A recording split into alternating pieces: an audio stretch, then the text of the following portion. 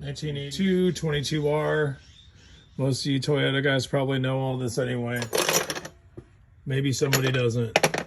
So if you're taking your water pump off, you'll see you've got these bolts right here to hold your fan on. And typically what most people do is take their alternator off and then try to hold on to that and then undo the nuts. But what I do is I take these nuts off and crack these little small nuts right here like this while the belt is on and the alternator's tight.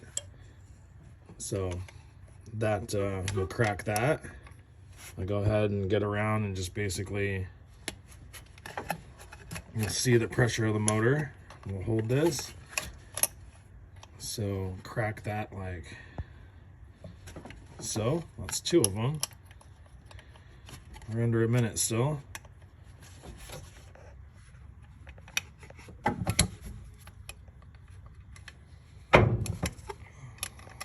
There. So all 4 are cracked. Now I will undo the belt.